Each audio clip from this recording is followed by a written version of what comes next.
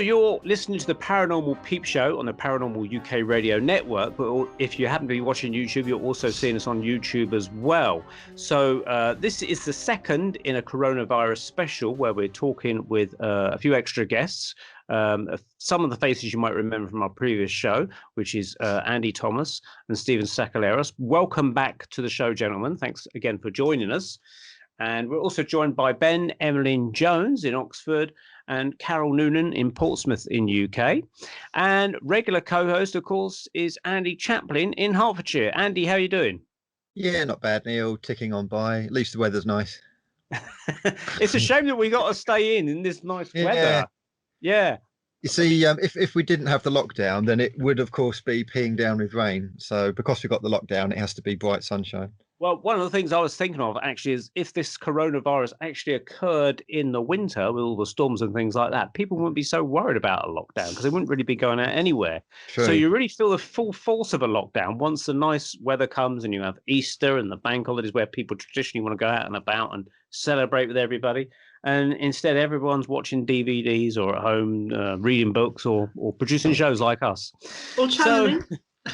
Or channeling. That's right. Channeling, Carol says, yeah, because we'll come to you in a minute, Carol, with your special talents in a second. But if I can come to Ben Emlyn-Jones first in Oxford. Now, Ben, you were one of the first people I personally knew that actually believes they came down with the coronavirus. Can you tell us the story behind that? Yeah, sure. I believe I have actually had the COVID-19 disease. I can't prove it because I've never been virally screened like nearly everybody who's actually diagnosed with it. But when I got back from my trip to Hull, that is to the Research and Witness Convention, I became very ill. Now, and when I say very ill, I mean by my standards, because generally I've been lucky with my health throughout my life.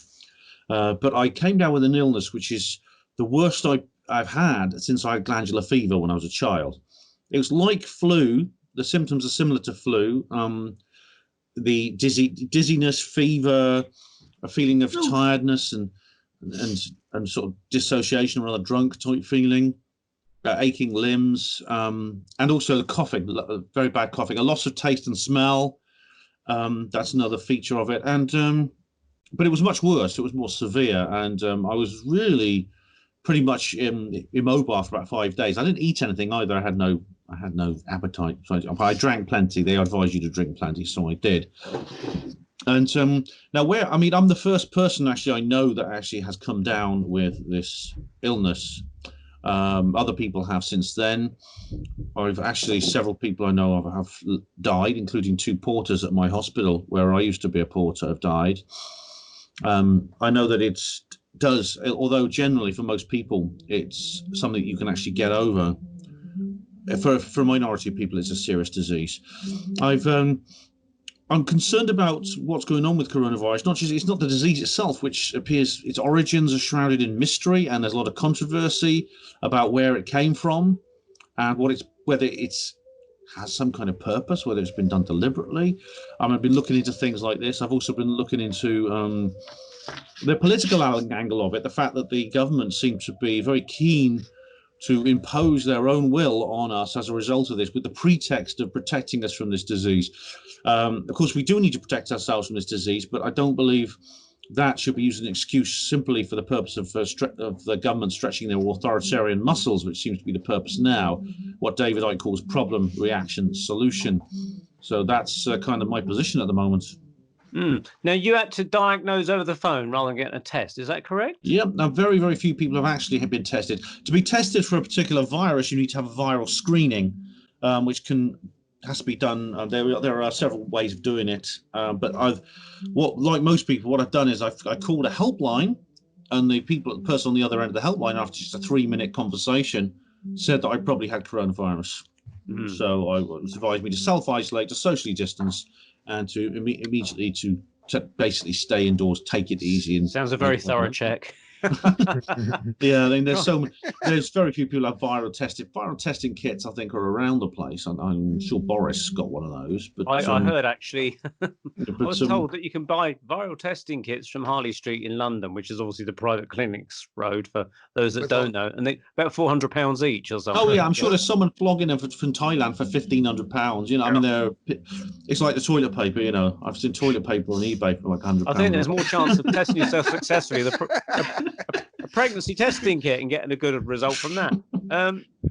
So, Stephen, in the United States, from Maine, what's the update on your corner of the world with things there? Well, it's beautiful outside here as well, and I'm not going out. I was actually taking walks for a while, but I had an epiphany. I was walking and I smelled somebody's pipe smoke, and I thought, if I can smell pipe smoke, who knows what air I'm breathing, and I said, I'm just going to exercise in my apartment. So now every other day I walk up and down for half an hour in here and drive the guy underneath nuts. But, I get the same workout.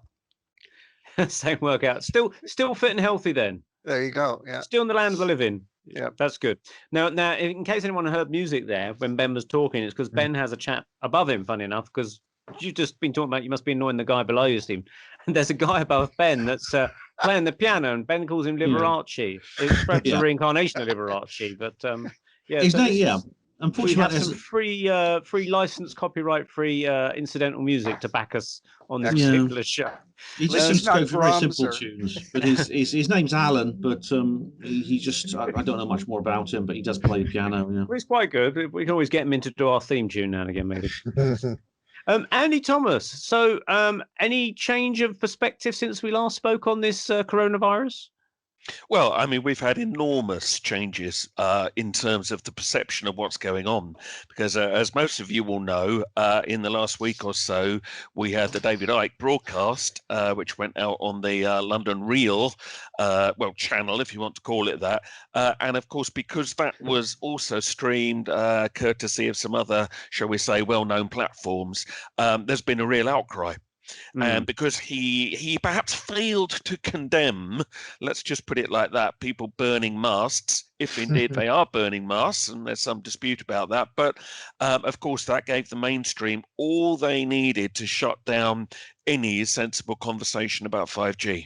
And now anybody that links 5G with the virus, or to be honest, even mentions 5G, they're going to come off of YouTube, they're going to get deplatformed, and it's really growing. Even just this afternoon, there's another news story on the BBC website saying that apparently over the Easter weekend, more masts apparently were attacked. And I keep saying it apparently, because the evidence for this is quite... We keep being told this is happening. We see a few images of a few fires, which could be somewhere. But anyway, okay, let's say they happen. And of course, that now enables the mainstream to condemn all conspiracy theories as actively dangerous, as a threat to public health and law and order. And they are now using that to try to shut down any discussion of this at all. And what I think is quite shocking is that when mainstream people then say, actually, I don't know about the virus, but I do think there's an issue with 5G. As the presenter Eamon Holmes on ITV, a big show for anybody that doesn't know, yesterday said, well, I don't agree that it's anything to do with the virus, but I do think people should have free speech about, discussing problems about 5G. He's been absolutely vilified. He is being attacked all over the media today. He's become the #1 enemy. So they always say, there's nobody in the mainstream that believes any of these theories about 5G, but that's because as soon as somebody in the mainstream does, of course, they get ostracized and then they become mavericks. And the presenter Amanda Holden also, she had put out stuff saying 5G is dangerous. She also now has been disgraced, forced to take all the posts down. And so here we are. We're living in a world where there is no such thing as free speech. But unfortunately, I mean, let's say, if people are sitting like towers, that's probably not helpful.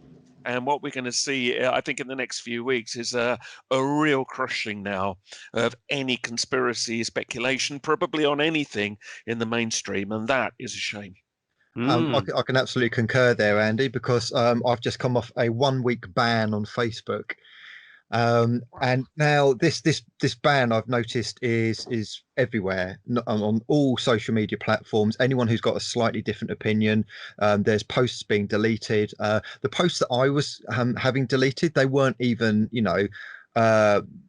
particularly dangerous posts or particularly contentious posts. They were just things about how to protect your immune system, different theories on what it could be. So I wasn't saying, look, it's definitely this, but a possibility that something else might be going on. All of these were taken down. Several people I know were on bans. Social media is a disgrace at the moment. Facebook is a disgrace at the moment. I even came across a speech by Mark Zuckerberg talking about creating an open society, how that he will not take posts down that are too political or that can't be verified by tech companies.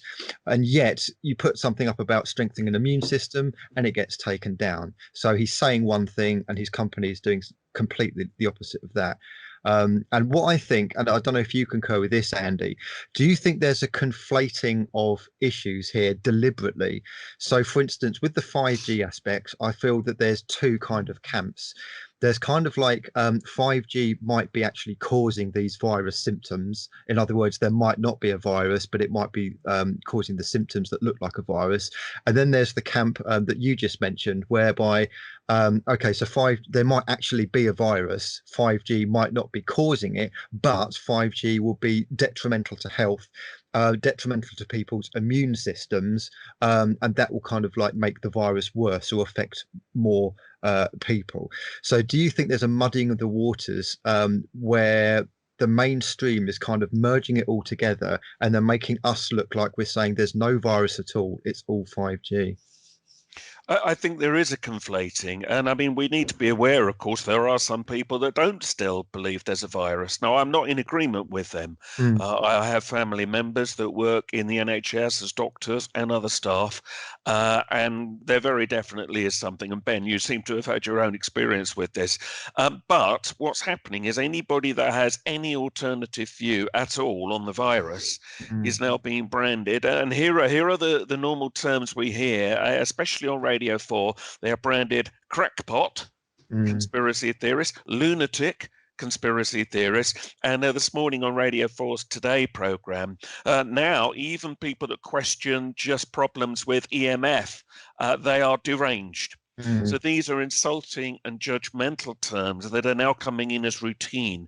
And the BBC especially are really encouraging that. And by doing that, all these different issues get conflated. Now, in fairness to the BBC, I should tell you that I got invited, strangely, onto BBC Ulster for their Talkback radio show just a few days ago. And it was a panel of experts saying there's no problem with 5G, all these people are mad. But to be fair, they did give a voice to people like me to say, yes, but there should be free speech about this. But what was interesting was the callers that called into the show, not one of them agreed with the experts. All of them were saying, we do think there is an issue with 5G. However, the problem is all of this in the end, gets mixed together and it's all branded lunatic conspiracy theories. And so because one faction of that is now seen as dangerous because towers apparently are getting damaged, all of them are dangerous by association. And I think this is something they've been waiting for a long time. And now they've got the hook they've needed for a while to say that anybody that questions the norm is a danger to society. And I am very worried about where that might go. And also there's quite a few councils and countries that have actually banned 5G, or at least put a temporary hold on it. So, for instance, the Vatican does not have 5G. Brussels does not have 5G. Glastonbury, which was obviously the famous festival, had 5G promoted at the festival by EE. Well, Somerset Council have now banned it until further notice. I think the country of Slovenia, has banned 5G until further notice. So there is definitely definitely more questions about it. But interestingly, with all of this, I mean, if you think about it, Andy, billions have been spent implementing this and getting this ready. So of course they're not going to go quietly. They're not just going to go, oh well, yeah, you're all right, let's just take the 5G towers down. Of course they're going to carry on and push this agenda forwards. And you probably come across this report, Andy, of this independent watchdog who has done some testing on 5G and claimed that it's safe. Have you come across that? I have, and of course, its independence is heavily questioned in some areas. We should note here, and I don't want to hog this, but just to say that the problem we have with anybody that questions 5G is that they're then branded a conspiracy theorist. But as some of you here will know, actually, there are quite a lot of medical experts who question this. I mean, back in 2017, before 5G went online, there was a whole body of about 180 experts who were lobbying the EU to have a moratorium to say, we are not satisfied that this is safe. We need to do more tests. Now, they got ignored, of course, but we have people like Dr. Martin or Professor Martin Powell, Dr. Sarah Starkey, Dr. Erica Blythe Mallory, or Mallory Blythe, rather. Many other people we could name who are medical experts who are questioning the safety of 5G. But that is never reported in the mainstream. And if you start to name people like that, the response is always the same. Well, they may be mavericks, perhaps. Well, they're not mavericks. They are people very qualified, very educated, who are being sidelined because, as you say, there is enormous amounts of money at stake here. And absolutely, these companies are not going to go quietly and probably won't ever go at all. But, will we look back on this one day like we do lead pipes or maybe thalidomide, which all seemed like a very good idea at the time. But at the moment, they are destroying any dissent. And anybody who would believe this report, this alleged independent report that's saying 5G is safe, two things I would say. Number one, who is really funding it? Who is behind it? What might their ties be to the 5G industry? And secondly, I'd really urge people to see a movie called Dark Waters. Nothing to do with 5G, but Dark Waters shows how companies can invest millions in defending very, very dangerous or allegedly dangerous things. So I don't know if you've heard of Dark Waters, but essentially the company DuPont, the chemical company, in the kind of like the 1980s, was pushing Teflon as this kind of like miracle substance that's highly waterproof and the slipperiest thing on earth. It turns out that huge amounts of extremely dangerous chemicals were involved in the processes of Teflon. It's kind of like a byproduct of fluoride. And the local people in the area were getting sick. Now they were basically saying, DuPont were basically saying, no, it's not happening. We've got tests to prove it's safe, to prove that everything is absolutely fine.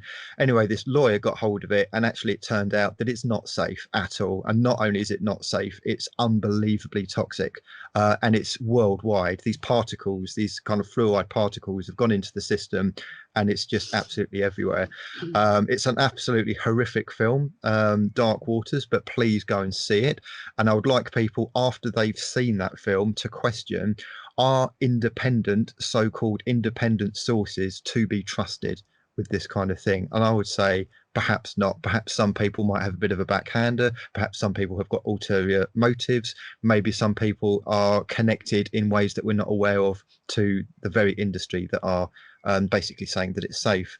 And also another thing I'd say is what companies tend to do is they tend to move the goalposts. So with Fukushima, there was kind of like a maximum limit of radiation that Japanese people could, workers could have before it gets to an unsafe level. But because Fukushima was so radioactive, all they did was move the goalposts. They just raised how much would be a dangerous level. And that's exactly what DuPont did in the film Dark Waters. It was something to do with particles per billion of water of what is known as safe, what is kind of seen as safe. And they basically raised that and said, you know, this level up here is safe, when really it should have been right down there. So I think with this report, 5G claiming that it's safe, I think it's just a case of moving the goalposts is all they've done with that. I bet they couldn't make the charges stick against DuPont then with their Teflon products. It's ongoing. Yeah. Can I just really briefly add, when you look at most of the official independent 5G tests which say that it's safe, they always examine only a very narrow spectrum, and they're still fixated on this thing that mobile phones were looked into as, do they heat the brain? And they say no, there's no heating effect going on here, and that's what they say with 5G. Well, yes, except there are so many other issues. There are many other things which 5G does seem to affect. However, they don't tend to look at those in their reports. So they look at this very narrow band that's been declared as the test area, and then they say, well, no, it's fine, well, which maybe it is, but they don't look outside of that. And that's where the problems come. So there is something disingenuous with the very way that they do the tests. But there you go. We're entering a world now where even to question it, well, yeah, we could all be deplatformed here just as a result of even talking about it on this show. Well, let's hope not. It's a foolish world. Carol, if we can come to you now, you're talking a slightly wider wave band of frequencies because you're a channel. Hi, Neil. Yeah. So yeah, you've been working quite diligently in the last sort of few weeks with because we had you on our show last year, talking about the, I can't say it, Pleiadians. Yeah. If you'd explain to our listeners and viewers what your background is and the Pleiadians and the connection, and then bring it forward to what you're now getting present day, it would be most helpful. Okay, thanks, Neil, and I'm delighted to be here. Thank you so much for having me on the show. So I've got so much to say about my background and what's happening now. I don't really know where to start because there is so much happening, and these are unprecedented times. This event is much bigger than we realise. So I'm probably going to start off with the War of the Worlds, if that's okay. Yeah. Good movie. It's not just a movie. No, I knew you were going to go deeper than that. Yeah. So when I first started to channel the Pleiadians consciously, 2009, 2010, because I'd always had a connection to them back to childhood.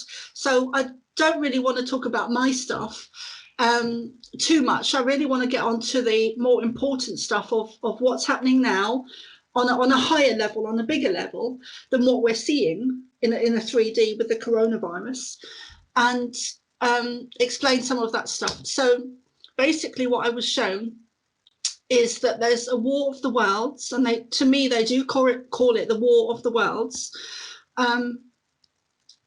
between light and dark forces happening on the earth and above it.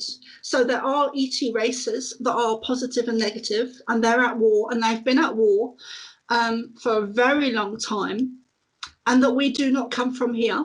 I call it coming from the outside in, because we've come from outside to earth. So okay, so sorry, just give me 1 second.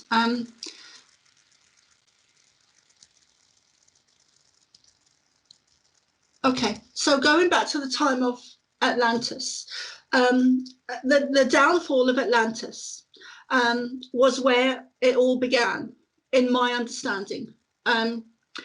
The negative ET race or races saw Atlantis from above and decided to come in and take over, take charge, take control, take ownership of what was happening. Not what was happening, but they wanted to infiltrate it and control. So that was the downfall, the beginning of the downfall of Atlantis. Around about the same time, you had a meteor that hit the Earth, and I'm going to try and show this to you on the camera, because this is how they show me very much in images.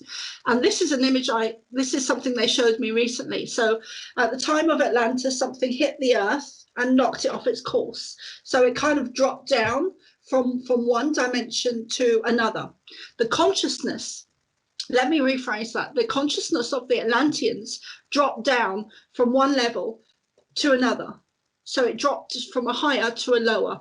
Now, there's several aspects that happened at Atlantis. And the reason I'm starting back and explaining about Atlantis and the War of the Worlds is because it's very parallel to what's going on now. It's crucial.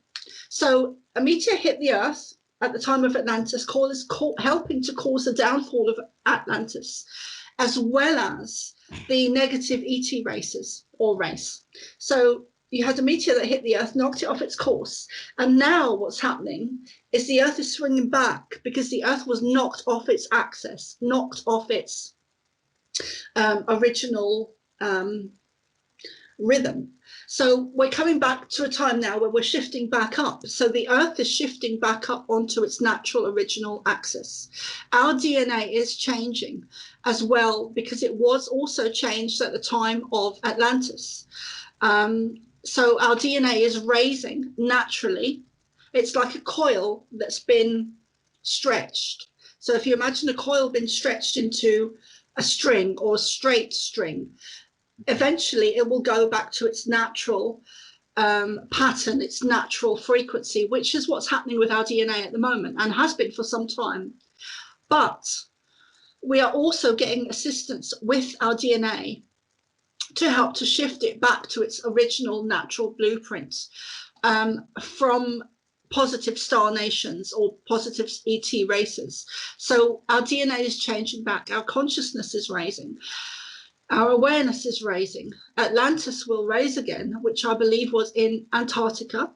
So as the Earth shifts back onto its natural axis, the Earth is shifting, land will shift and change position and raise. So I have been told that Atlantis will raise again, that everything's going to change. I mean, this time is absolutely everything.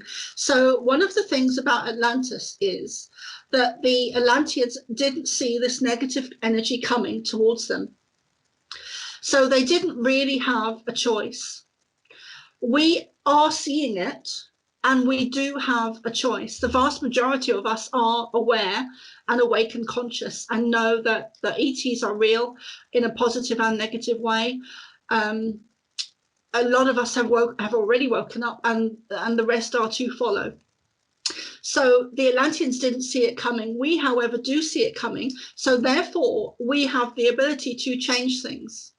The Atlanteans didn't really see it coming because they were operating on a much higher frequency, a much higher vibration on a high end of the spectrum. And the negative energy, they weren't able to, because they didn't vibrate with it, their frequencies didn't match. They didn't see it coming. It was like a storm coming out of nowhere. They didn't see it coming. So, but we do. So we have the ability to change the course of possibilities that could occur if we don't step up. We need to take our power back.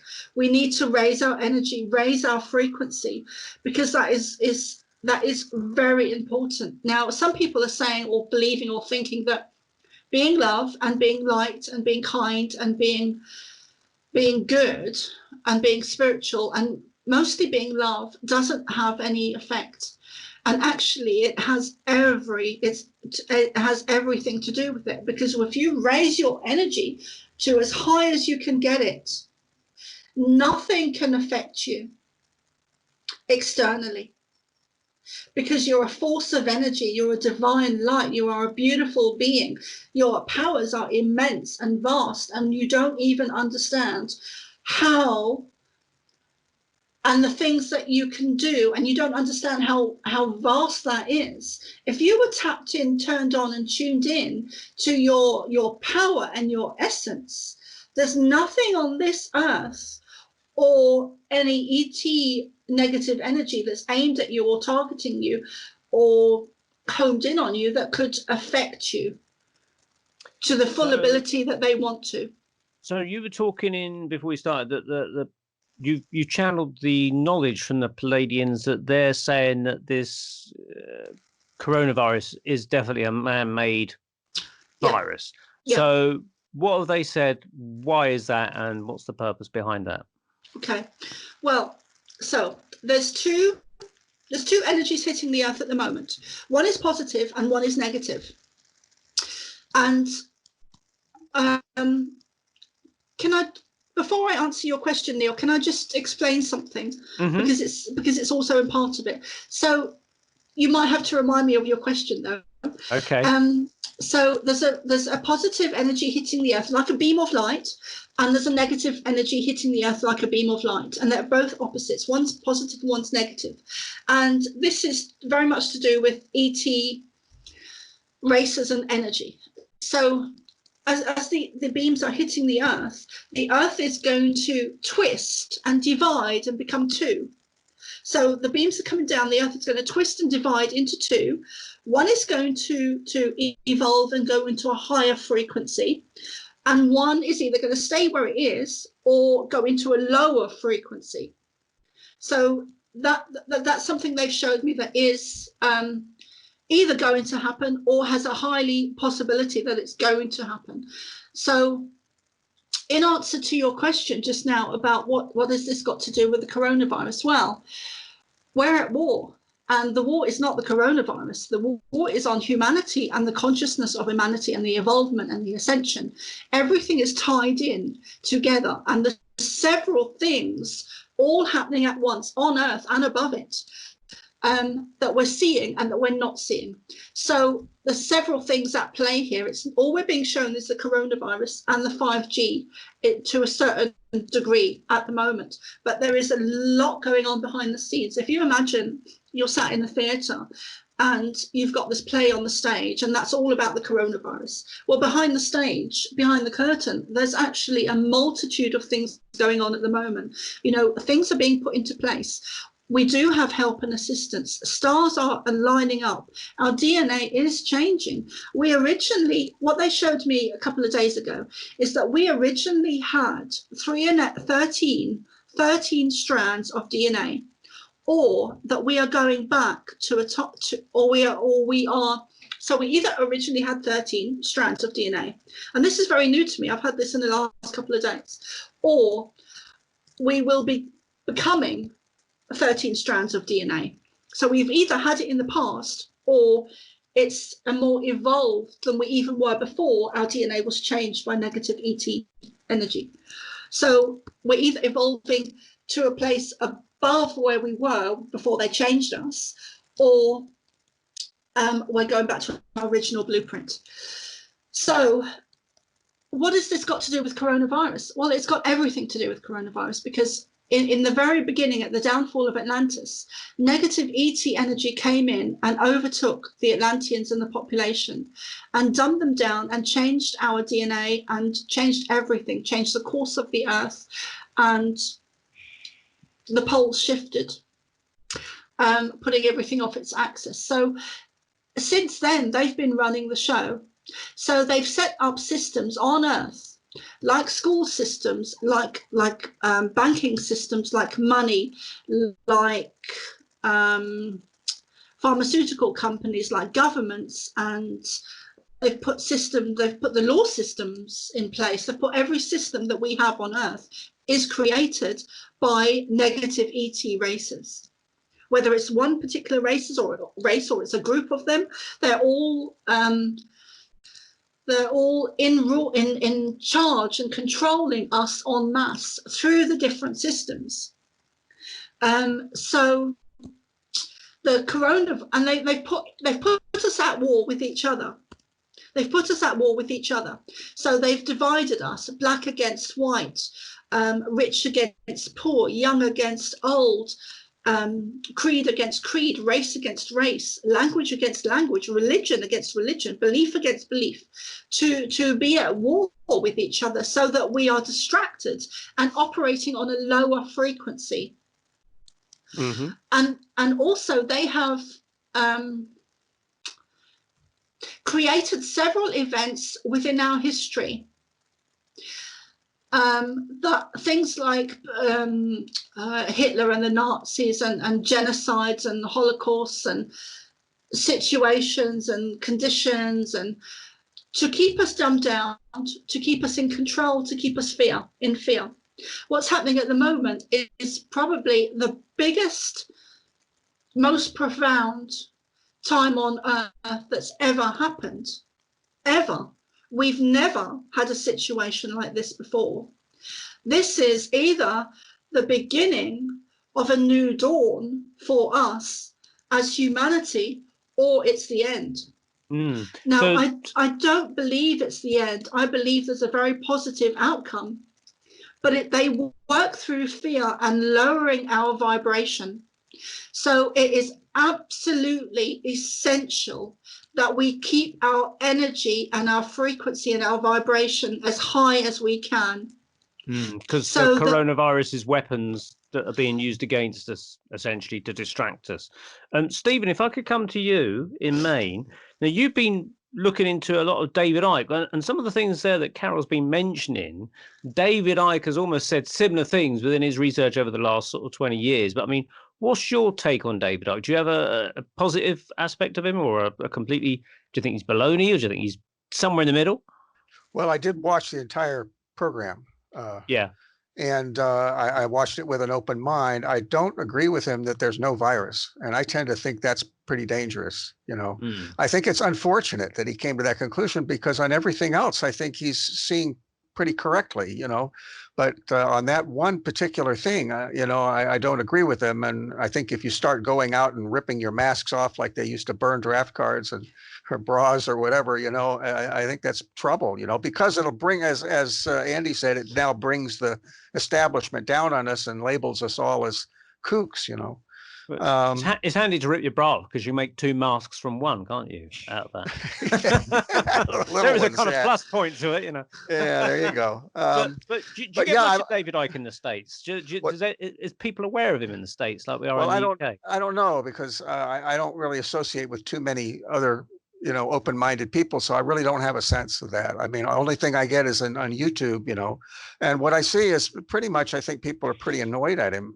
Actually, there's a lot of people that are very down on him, but again, they throw the baby out with the bathwater. People have a tendency to do that. They don't, think for themselves and say, well, this part I like and this part I don't like, and so on. They're like cheering for a football team. They're totally for them or they're totally against them. So that tendency to be polarized is itself a big problem. That we have to, as Carol was saying, we have to rise above polarization. I think that's a really key part of it.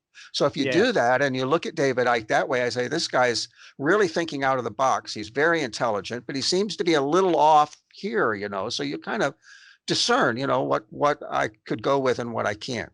I guess David has always been like that. I mean, if you take the reptilian and the queen is a lizard thing, he's been saying that for years. And a lot of people I've come across are of the frame of mind that, yes, a lot of what David Icke talks about in terms of the Illuminati and the secret societies and the things that are going on and the, Agenda 21 is very bang on. But as soon as he talks about the reptilian side of things, people think he's a lunatic. So I think with David Icke, it is a case of pick and mix. You take the parts that you feel are right for you and you leave the parts that you don't feel right is for you, and that's how it should be with everyone. Every source of information, every speaker should be like that, really. Ben, you saw David Icke last year, didn't you, at one of his tours? I mean, do you still kind of stand in basic line with David Icke's kind of take on the whole thing here? Well, I think what Andy said is perfect. Andy C, what he just said. If you pick, it's a pick and mix. You've got to take what you accept or what you believe is real, what you conclude is real, and ignore everything that you don't. I mean, David himself actually recommends this for what he himself says.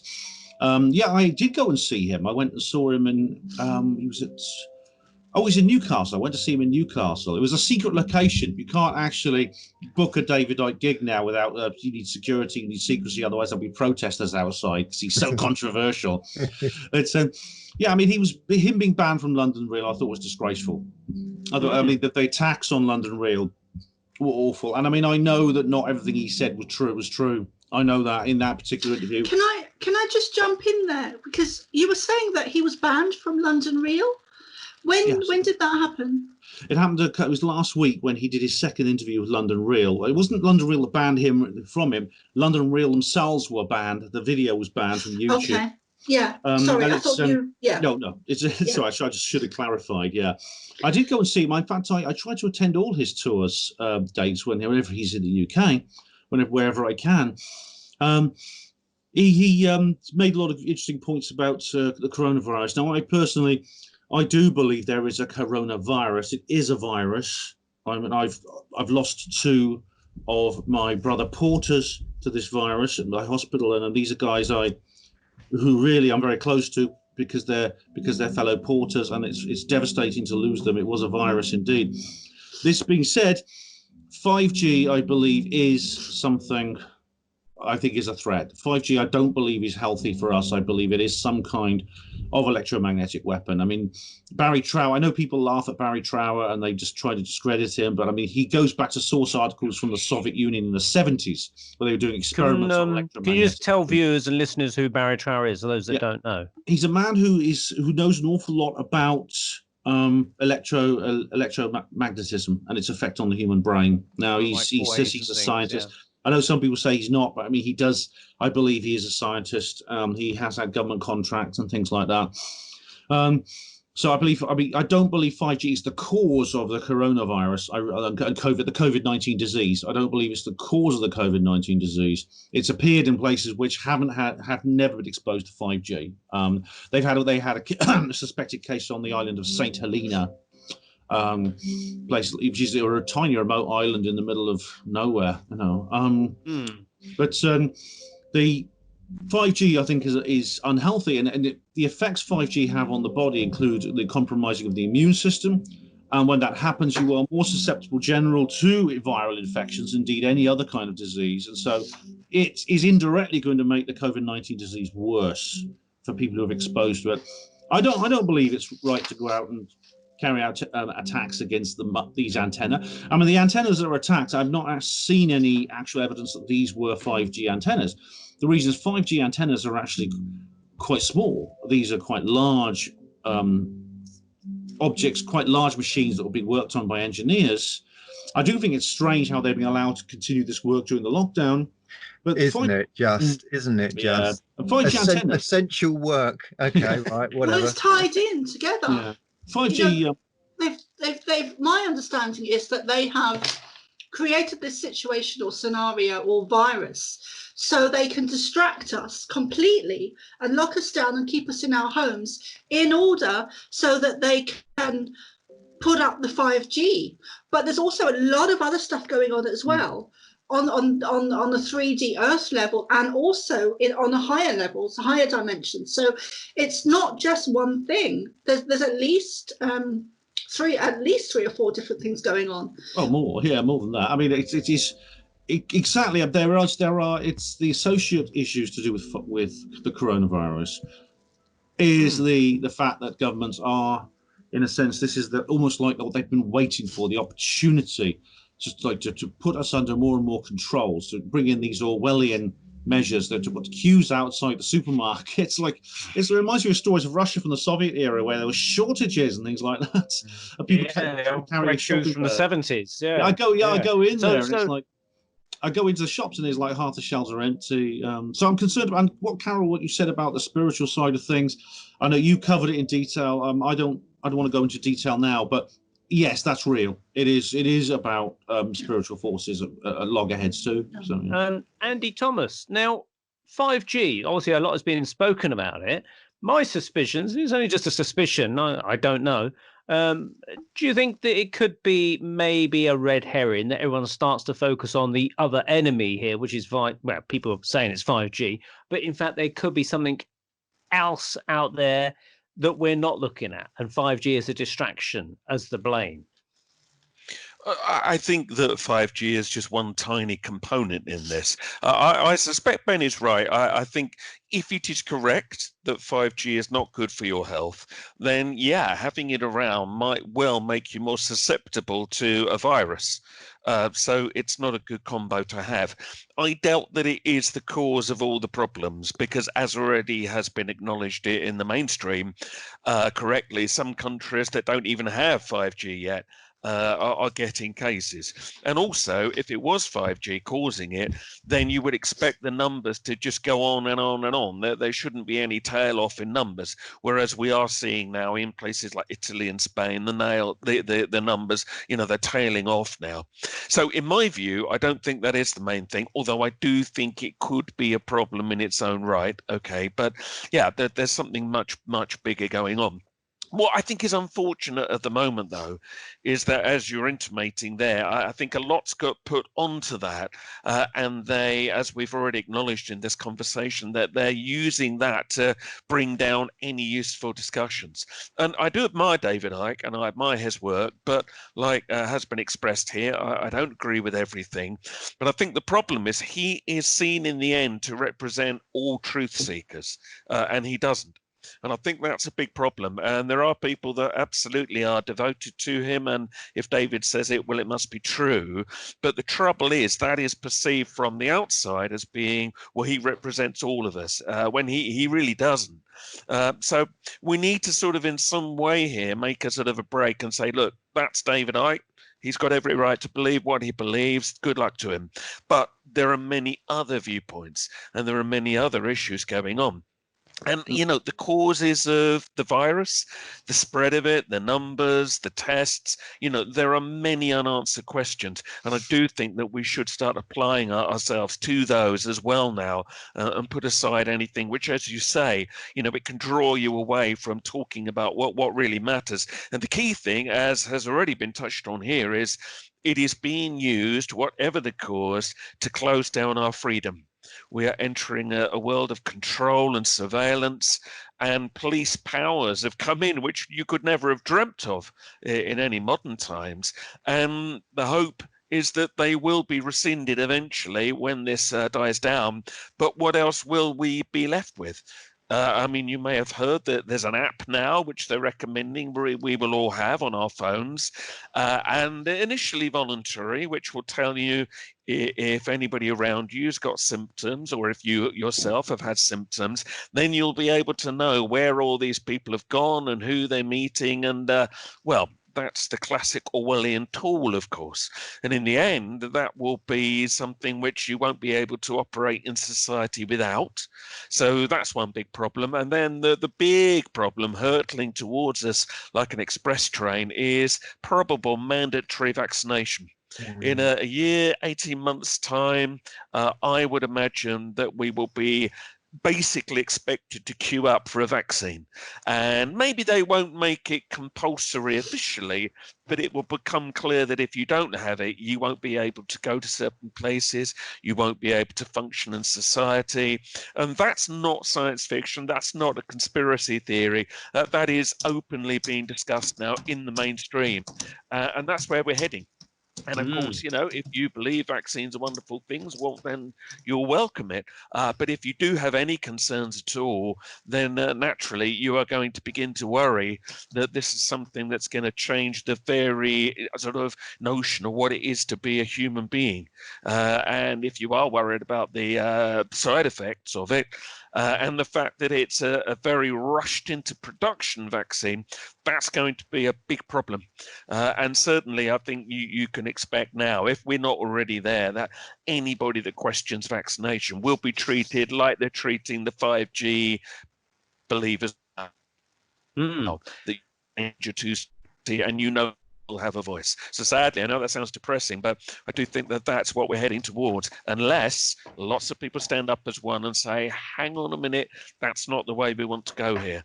But at the moment, many are welcoming such a world because they think it will save them. And I think that's one of the big problems. Ben, now you wanted to clarify something, didn't you? Yeah, it's to do with David Icke and his treatment.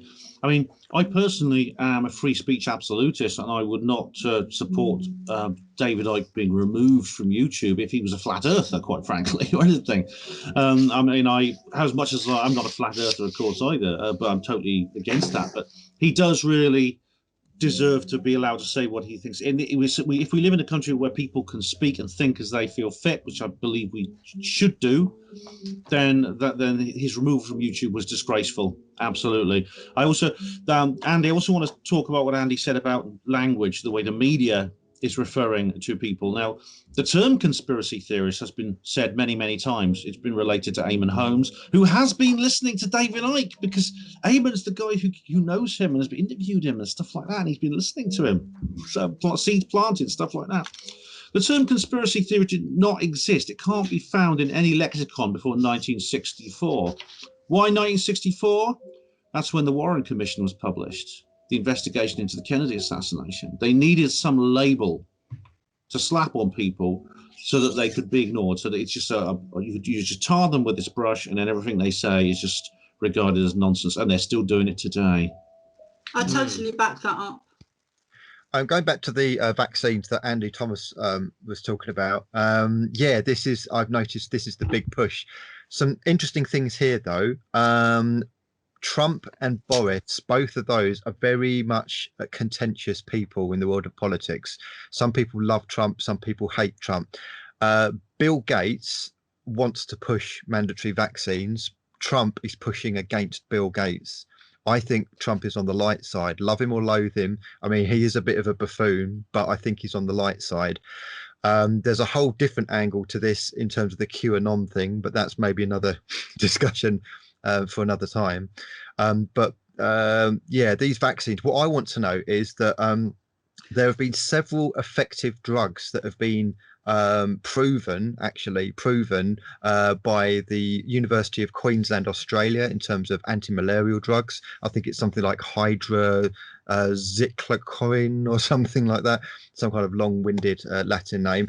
Also, HIV drugs have been looked at with some very effective results in terms of pretty much curing people of coronavirus. So my question is, why would we need vaccines against something that is already curable, that we already know drugs work for? And this isn't just me saying it. There are several reports showing that this is the case. So we actually probably don't really need the vaccines because we've got, you know, this hydro, whatever it is. So there's that. Something I want to ask Carol, actually. This is a huge, great monkey wrench in the whole works of all to do with this. Are people aware of this giant comet that's coming towards Earth on 29th of April? Something like 5 times the size of Jupiter that's going to be flying past, that everyone's going to be viewing in the sky. Is everyone aware of that? I've heard of it. I made a reference to it. You won't be viewing it in the sky because it's sadly broken up in the last few days into lots of little bits. And yes, I know they were hoping it was going to be as bright as Venus in the sky. It won't be. Sadly, it's fallen apart.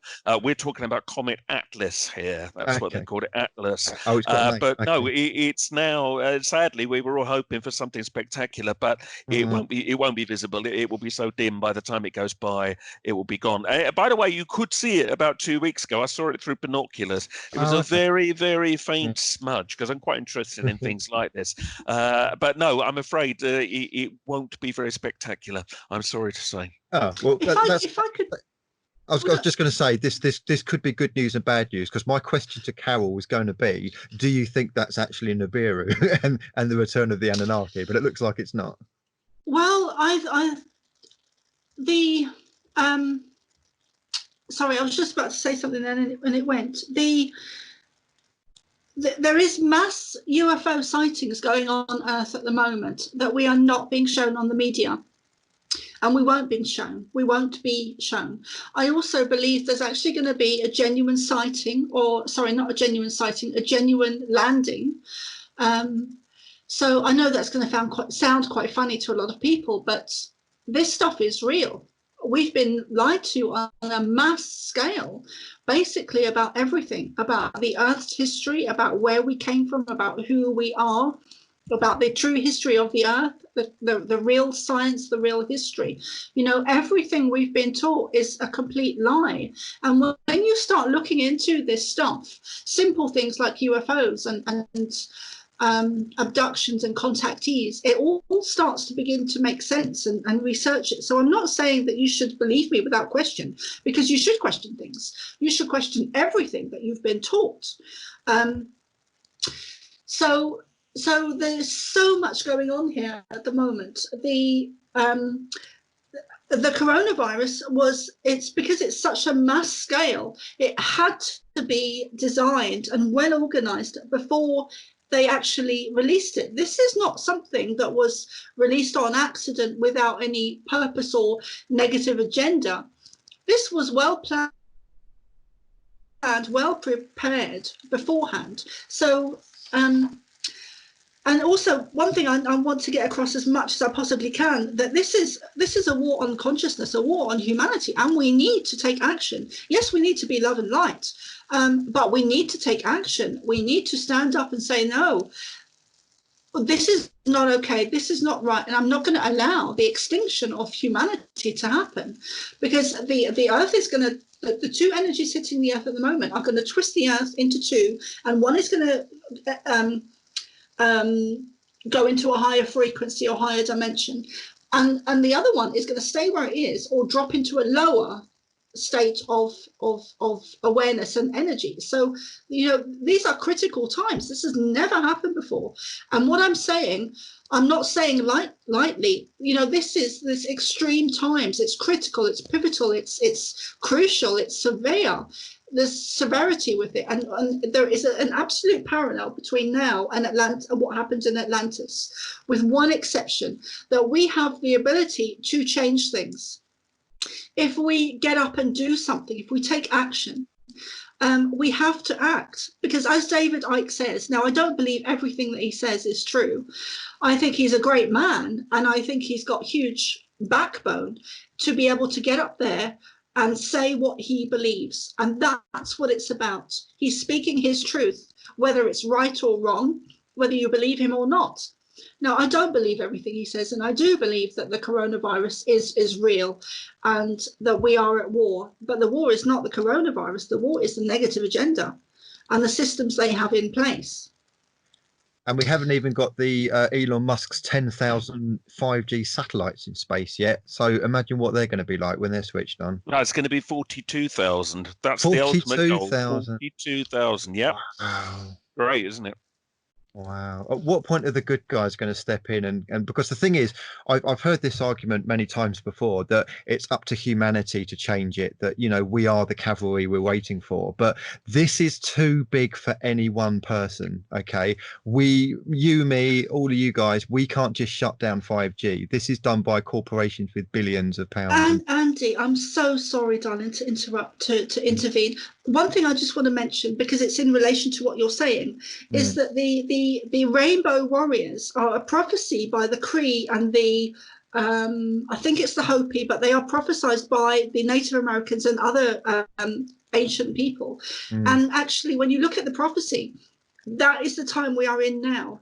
So it is us. We are the Rainbow Warriors. We are the Starseeds. We are the people we are waiting for to come and rescue us. And we need to stop looking and waiting for someone to do something, someone to come and save us, because we need to take back our power and realize that we have huge potential that we could never understand with the mindset that we're working with at the moment.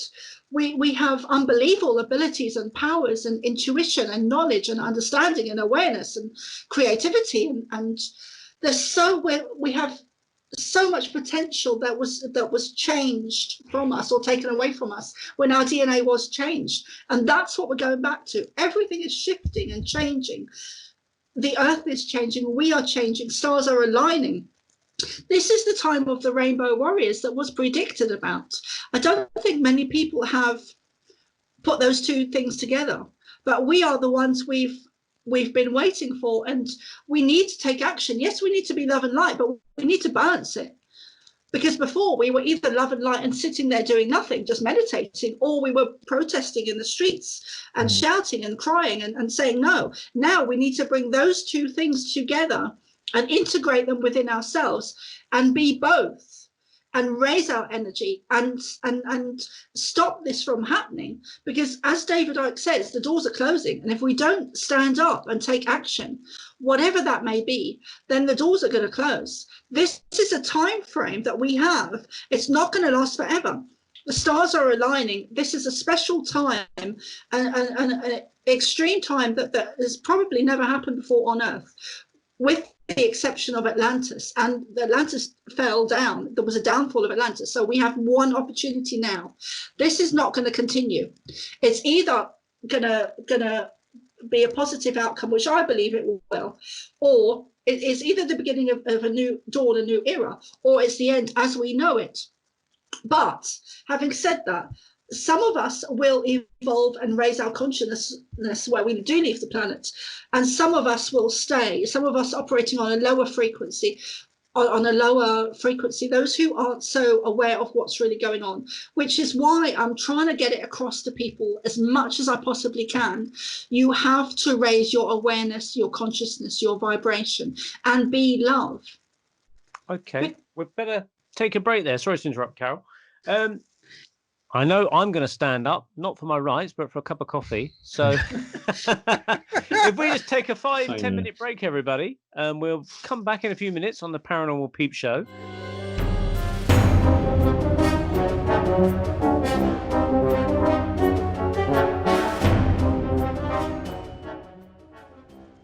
Hi folks, welcome back to the Paranormal Peep Show. Now our friend in the States, Stephen, I understand things are quite bad in America. The number of deaths and infection cases have skyrocketed. What's your thoughts on that at the moment? Well, it's bad not where I am necessarily. I'm in a kind of a small to middle-sized city, and in Maine, up here in the uppermost regions of the East Coast, we've seen very few cases relatively.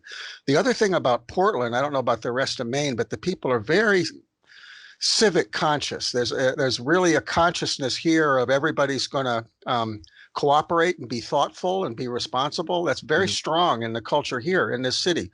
So I mean, really, we haven't had much problems here. But in New York City, which is only a couple states away, it's horrific. You know. So I've been kind of keeping an eye on that. Plague pits, haven't they, Stephen? They have what? I'm sorry. They've literally got plague pits being dug. They do. They do. Mass graves. Yeah, that they're bulldozing in. So, you know, I don't know whether they just happen to be first in time or whether they happen to be a particularly bad case. And it's really a crucial distinction. If they just happen to be first because they have a lot of people coming in from other countries, then that means that everybody else is in for the same thing and they're kind of the precursor. That's the worst case scenario. If they just happen to be a bad area and other people, you know, other cities may not get so much affected, that's totally different. But I tend to think maybe it's the first option. So it's very worrying. And the leadership here is frightening because it seems like, to me, this is my personal take on it. And I have to tell you that I'm very liberal and I also tend to be a mystical liberal. So I'm not a humanist, you know, I'm not an existentialist, I'm a mystic, but I tend to be very liberal. So the way I see Trump is somebody that's, first off, sociopathic. You know, I think he really doesn't have a moral rudder at all. And secondly, I think he literally fakes it up there. He gets up in these, you know, presentations and he has something that somebody's read for him, which is at certain intellectual level.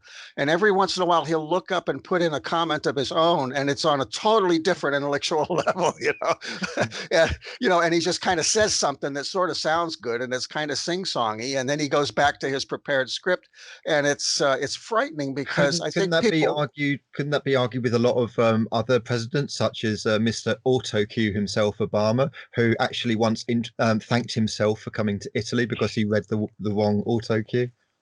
I don't know. He seemed to be pretty smart, but then I thought he was funny until I found out that he had a comedian. I mean, he had a comedian on staff that prepared all his jokes, you know, or not, yeah, young white guy, you know. So I don't know. I feel like we're kind of rudderless over here. And that the people around him are trying to run the country in spite of him. That's kind of the vibe, but they can't fight it. You know, they can't fight him. So that would be he wants to get everybody back to work now is what he wants to do, regardless. It's a bit early by the sounds of it. The governors are freaking out and trying to band together and he's fighting them. He's trying to clamp down and say, I have full power over everything. I have total power is what he's saying. Well, literally. I'm enjoying my spring break. I don't want to go back to work. Yeah. Do you think that Trump will suffer in the presidential election? Because I know some people virtually blame him for some of the deaths for not acting quickly enough. Do you think that will come through? I don't think we have free elections here. I think they're rigged, flat out. If Not they even were a big, little surely bit. I think Hillary they're would flat get out in. rigged. Surely Hillary would get in if they're rigged. Well, no, it's the people behind both Hillary and Donald Trump are the same people. So they didn't care which one got in, as long as it was one of them who would do their bidding. That's the way I look at it. But Trump is a renegade. He's a complete I don't loose think so. cannon. I don't agree. He's I don't completely agree. uncontrollable. I don't agree. I think that he was when he first got in, but I think they very quickly made it clear to him that they could get him out anytime they wanted, and he had to toe the line or else. So ever since then, he's been towing the line. Which is probably true of most presidents, I suppose. Yeah, absolutely. Surely, why would the media hate him? Because the media, let's face it, absolutely hate Trump.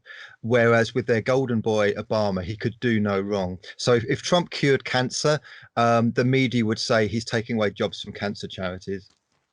Well, I don't know. I do know that they gave him a huge amount more airtime than they gave anybody else. And that's I've got a backhandy up on this.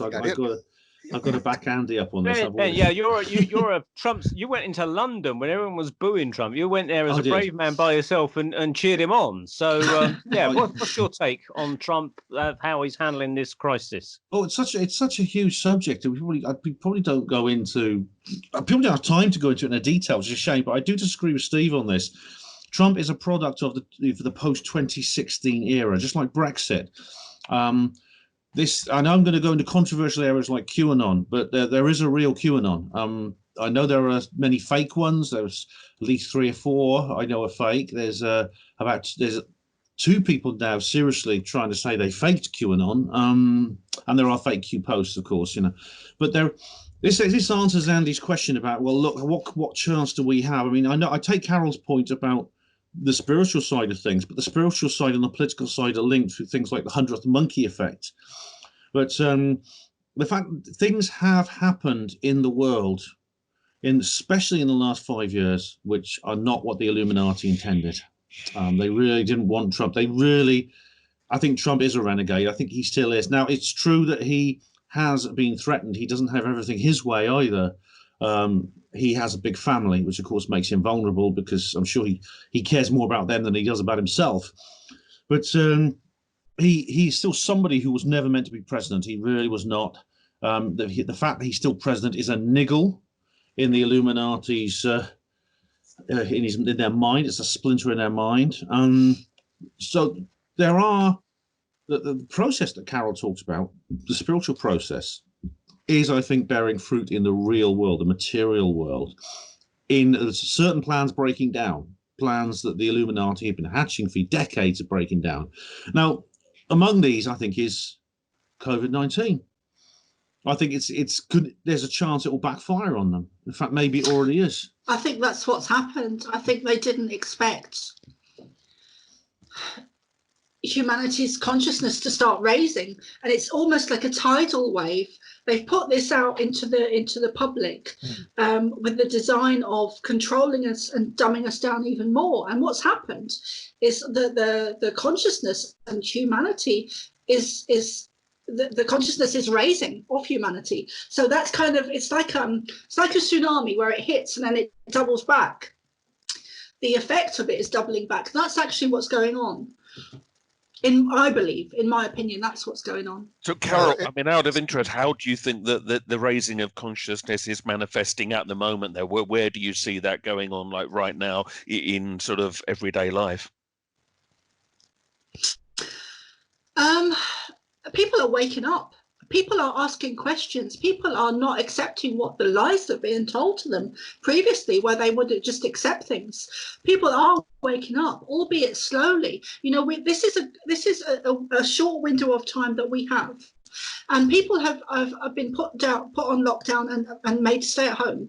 That's actually a good thing, because it gives us time to sit and meditate and to read books and to connect with family and to do things that we, in our normal everyday lives, that we wouldn't have had time to do before that. So it does affect us on an everyday level, but there's so much going on here. There's so much going on. We're overwhelmed and bombarded by things that are going on a higher level, and physically, and with the news and with the media and everything that's hitting us. we're kind of overwhelmed and on overload at the moment. If we can just take the time to meditate for even a couple of minutes a day, you know, meditation is taught to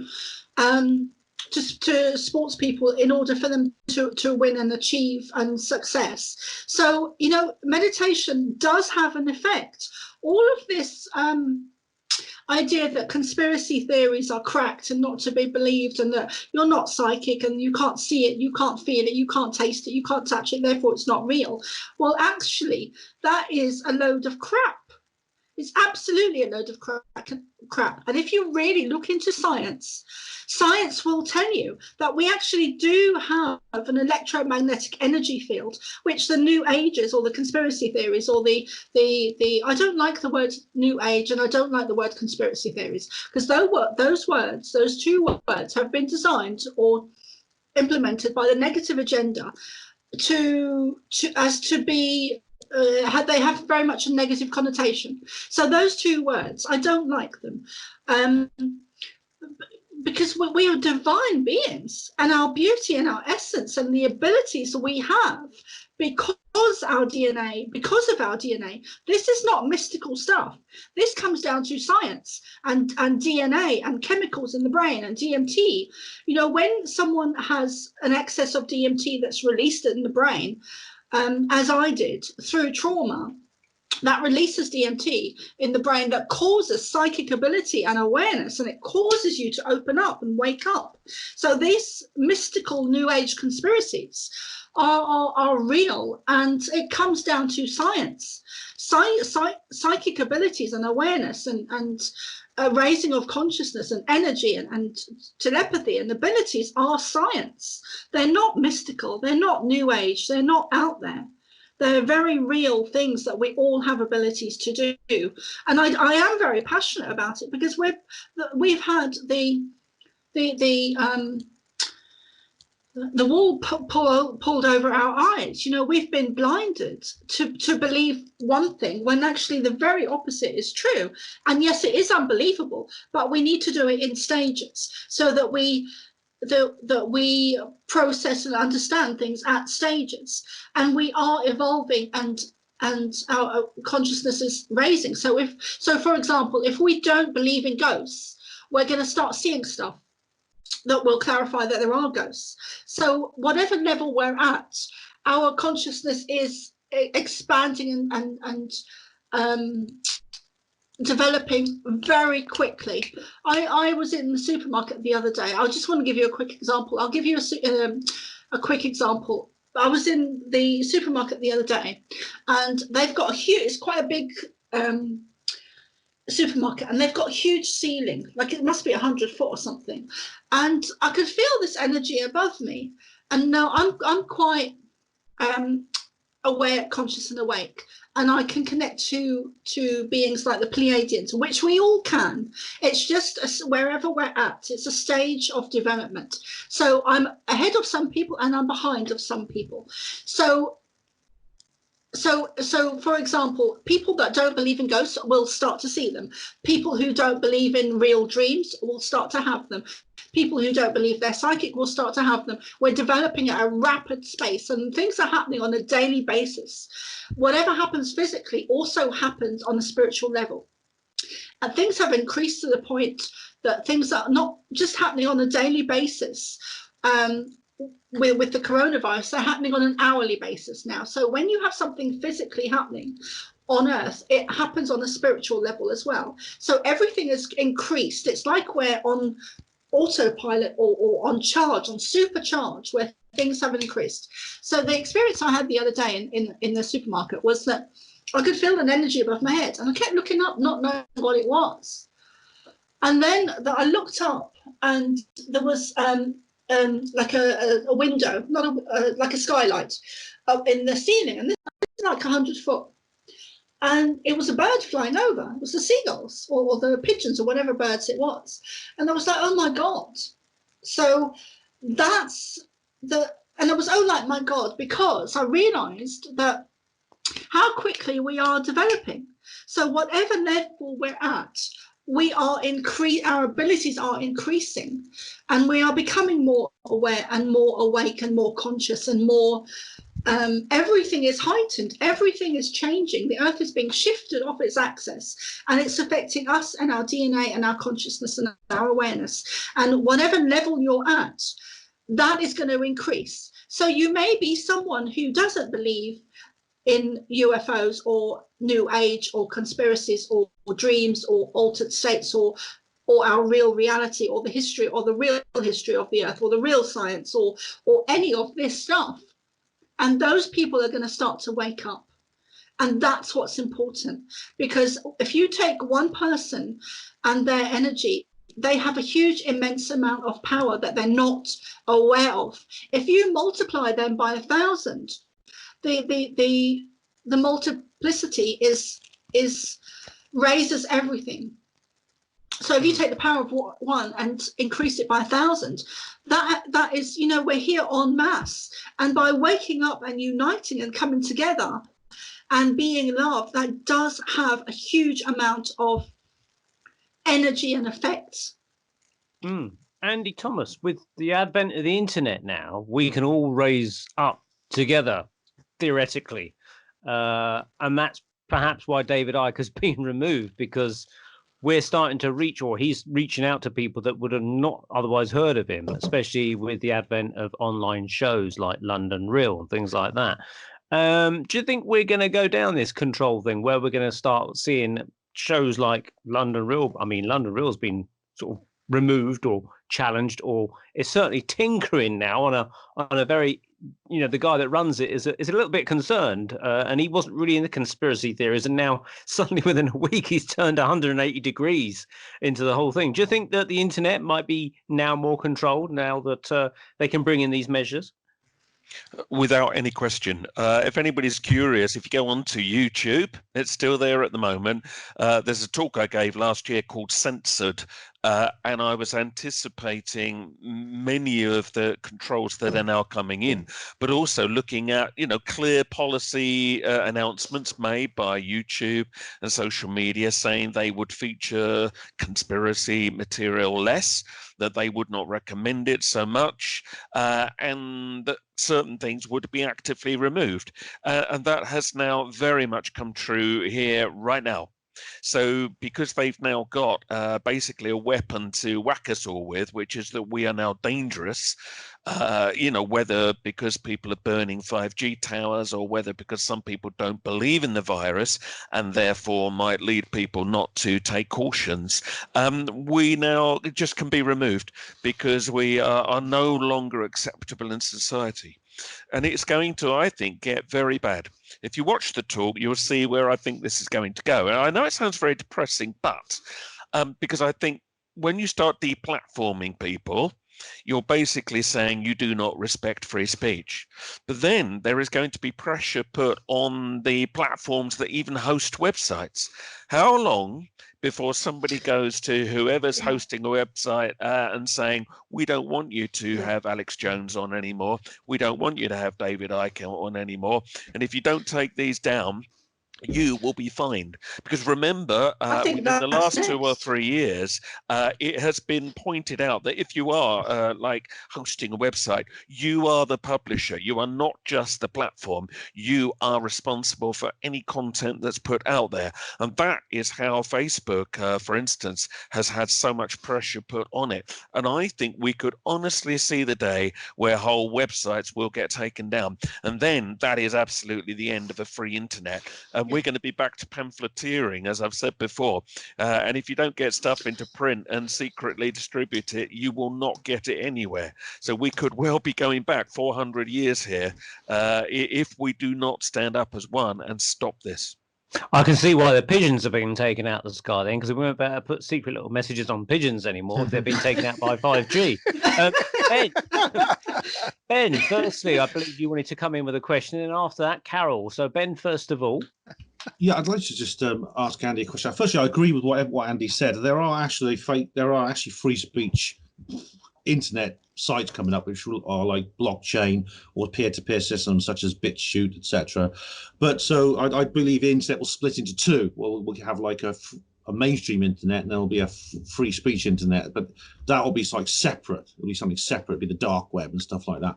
But the question I wanted to ask Andy is related to crop circles, because I know Andy is the kind of crop circle connoisseur of this group. I'd really enjoy his articles in Nexus magazine about the crop circles.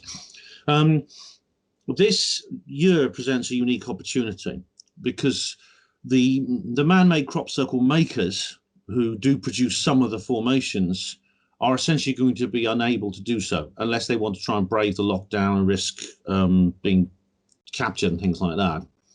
So what do you think about the possibility that this could be some kind of controlled experiment into the crop circle phenomenon? In other words, with most, or if not all, of the plankers off the scene, it could be a chance to see what is left through this filter, to see what comes out this year as opposed to other years. Well, I mean, that is assuming that they are off the scene, because, by the time we get to high summer, when we tend to get many crop circles, of course, some of the more draconian restrictions, I think, will have been lifted. And I mean, let's put it this way. Some of these people are out there anyway, on a dark night, driving to certain areas, and nobody seems to see them. So what's going to stop them now? Presumably you won't pick up the virus in a field, depending on whether the people you're working with have also got the virus or not. So I'm not sure. I have heard this idea. I'm not sure it's going to be of that much scientific value. It will depend. I mean, if we're still in full lockdown by, say, mid-July, well, two things. Then it'll be interesting from the crop circle point of view, but on the other hand, the economy will have completely collapsed by then, and all normality will be over forever. And I don't actually think they can keep us in that kind of lockdown for this long, even if the virus is still a problem, which I'm sure it will be. And just to make a wider point, I mean, they are already saying, well, maybe we will remove some restrictions, but you'll all have to wear masks. A guy from the World Health Organization has said he sees a world where you will all routinely wear masks in any public place, even though some people question the use of masks. But anyway, this is what they're now saying. You'll have the apps. You'll have people checking your temperature when you enter a public place. So they will have to allow some movement in society sooner or later anyway. And to me, the notion that we're going to be in this kind of lockdown in 3 months' time is extremely unlikely, because I don't think that the economy could possibly survive it anyway.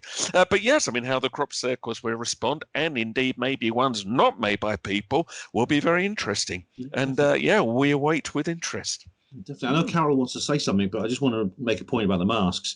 These masks that you see most people wearing, the paper surgical masks, they actually don't work against airborne viruses. They're designed for surgical use to protect surgical patients from bacteria, which basically comes out of the mouth and nose of the doctors, nurses, and other staff working on them. But yeah, although of course they're not at the moment saying it's airborne, of course. So the minute it gets airborne, we're in trouble. But yes, to stop you spitting on people or people spitting on you, yeah, I understand that. It's the end of the punk era. I can feel it coming. Carol, over to you then with your question. Thanks, Neil. It's not so much a question. It's just a couple of things I wanted to touch on. What I've also noticed is that the birds are behaving strangely and acting strange. Now, I noticed that at the very beginning, where I had an experience where birds are acting strange. I'm not going to go into it because it doesn't really matter, but the birds are behaving strangely. And I have seen reports on Facebook where other people around the world are also reporting that birds are acting strangely. And some of them, I think, in China were falling out of the sky. So I wanted to mention that. And also animals. I do have an image clearly in my mind where I'm seeing animals that are, I'm not sure if they're wild animals or some animals that are in the zoo in captivity, because I'm seeing animals like large animals like lions and tigers and giraffes. I feel kind of drawn to Africa. But what I'm seeing them being very scared and fearful. And because they're scared and fearful, and I see them acting quite aggressive. Now, I think that's to do with the weather and changes, because as the earth shifts, it's going to create the land masses to move. This is a birthing process. So the Earth is going to move, which is going to affect the animals, which is going to affect places like Africa. So I've kind of honed in on Africa because I had a dream last year that I wrote down that I was reading about the other day, because I write down my real dreams. That's where I see things that are to come. And I wrote about Africa. So I do see things like tsunamis and extreme weather that will have a huge effect on Earth, and that's to do with the poles shifting back into place.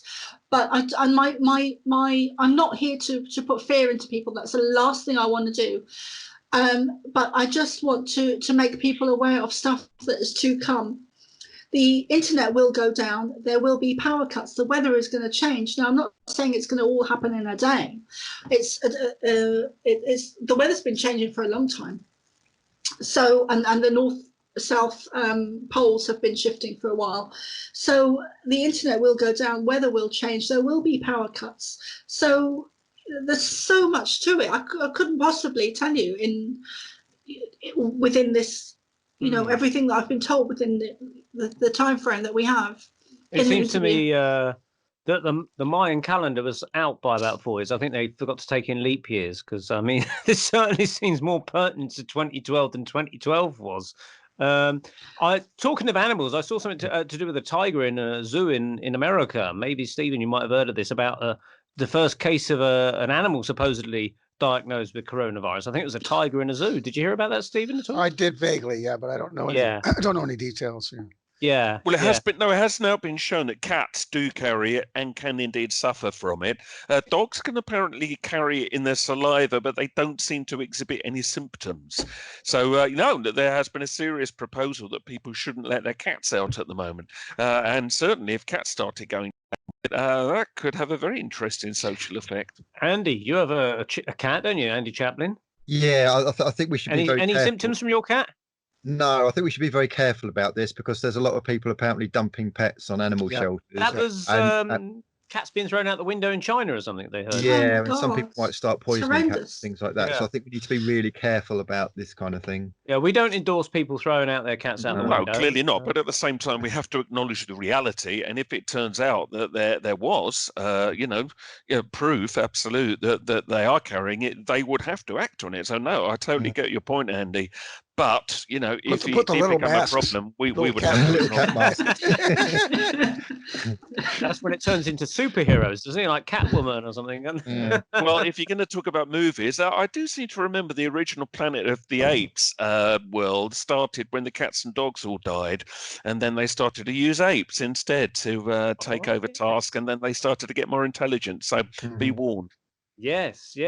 Okay. I just want to bring something in. Yeah, go on, going back to Stephen's idea on Trump being mainstream and controlled. I knew I started something. Okay, so Bill Gates is calling for basically mass mandatory vaccines. And also, there was this bizarre, I don't know if you guys have seen it, this bizarre Microsoft advert commercial starring this woman called Marina Abramovich, who apparently is a Satanist. And she was doing this spirit cooking thing. And for people who don't know that, Google spirit cooking. It's this weird satanic kind of ritual involving blood and baths and God knows what else. But this was apparently in this Microsoft advert, which was then taken down, but a lot of people observed it. So bearing in mind there's a satanic element to Microsoft, allegedly. Bill Gates wants mandatory vaccines. He's on record for saying that, and Trump is against mandatory vaccines. Surely if Trump was mainstream controlled, he would be absolutely loving the vaccines from Bill. Well, my observation about Trump is that he plays to his base. And if it's something that doesn't really matter, like abortion, as far as he's concerned, he'll still play to his base so that he keeps his followers. That's my take on it. But surely he would be singing the praises of Bill Gates's vaccines. Not necessarily. Not he has. I think he has. I don't really know this, but my take on it is that he has a few agendas. One agenda is imposed upon him, by the deep state or whoever's really in control, and the other is his own agenda. His own agenda is to play to his base because that's his own power base. But he didn't. He isn't on record and saying he didn't even want to be president. He feels he had to do it. Yeah, I know. Well, he says anything. He says anything at all that sounds good, and then he'll contradict it, a week from then and say something else that sounds good. There's no substance to anything he says. That's my take on it. Nothing. And doesn't it's just all fluff. Under his hair. You can't take anything he says seriously at all. That's the problem. People keep trying to read meaning into what he says, and they've been doing that ever since he became president. There's no meaning. I'd love to back Andy C up here, but we'd have to do an entire another show because it's such a big subject. We really would. That's the only reason I'm staying out of it, Andy, honestly. Could we see the days of President Gates? But I think that'll be a demotion. I don't trust him as far as I can throw him. I don't trust his philanthropy. I don't buy it. Yeah. It'd be like John D. Rockefeller. John D. Rockefeller was once asked, "Why don't you become president?" He said that would be a demotion. Exactly. Stephen, what's your view on Joe Biden? Out of interest. Well, I don't know. Here's the thing: a lot of these people are really actual sociopaths. I'm not sure that he's that, but I think that he's corrupted by power. Yeah.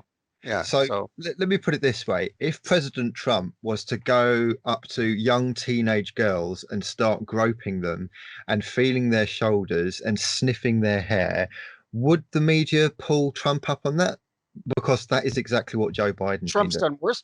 Trump apparently has done worse than that. Apparently, but according to who? Well, same with Biden. I mean, there's nobody that has any video of it, but apparently I'm sorry, he was doing it to Biden. There's a lot of photos showing. There is a lot of video. Exactly. Well, but not the thing that he's currently being charged with. Oh, is it? What's he being charged with? Currently, the woman is charging him with having actually put his fingers up her vagina. Okay. Have a look. So that we don't know. Have a look at some of the footage. What's mind blowing to me is Biden doesn't even hide this fact. So there is footage of him in front of world press where he's literally groping. He's got hold of breasts. He's sniffing hair. That I haven't seen the breasts. He's the Jimmy Savile of politics in America, isn't he? But I'm not defending Biden. I think they both have the same proclivities. If Trump did this, it would be orange man bad impeachment, but because Biden does it, liberal, he's okay. Apparently, that's one quote was, he's just a little bit touchy-feely. I don't agree. I think that they both can get away with basically anything along that line that they want to, because Trump's been charged with worse, and it's just Teflon. He goes, speaking of Teflon, it bounces right off. Yeah. So I don't want to get into that any further, but I think they're both big trouble. Okay, I'm going to dump a link because I've got to do this. This has got to be done. I'm going to dump a link, and I want you guys to have a look. And you tell me, if Trump did this, what would the press do? I thought we were talking about the coronavirus. We are, but this is to do with the Satanism. My point is, I think that there is a hell of a lot. Tell the audience what it's about, because obviously they can't see what you're dropping. Okay, yes, I don't think we're going to grasp that link in a few seconds. For those who can't see it, just put in Google Joe Biden groping, and you will find the most disgusting, proper creepy, gropey images of Joe Biden doing this. And the point is that if Trump did this, he would be impeached on this. But because Biden does it, he's just a little bit touchy-feely, just likes people just, a little bit over the mark. I personally believe that the Democrat side is the mainstream. These are the people that would absolutely ram through vaccines. They would absolutely take more freedom of speech, more because the thing is, with Boris and with Trump, they were actually reluctant to impose full lockdowns. Boris didn't really want to do it. Trump doesn't really want to do it. But if the Satanists get in, they would extend it for 18 months easily, because there's already been talk about this 18-month period. And I think that's a very, very dangerous precedent. We're going into like full-on police state territory here. Could we say, though, that New Zealand actually imposed lockdown, and the last I heard they only had about 4 or 5 cases, so they could sort of shout, yeah, well, it's worked for us, and we jumped on the whole thing straight away? New Zealand is an island, and they, from what I can understand, don't have many people, or didn't have many people infected going in there. I could be wrong. I think New Zealand is lucky. We'll see if it holds. We'll see. If you look at the graphs, I mean, what's interesting, if you just look at Europe, we are one of the slowest countries here in Britain to respond. And they are now estimating we may well wind up with the most deaths if the current trajectory is not altered very shortly. So that might well say something. And all I can say for Boris is I'm sure he's very, very glad there isn't an election coming up anytime soon.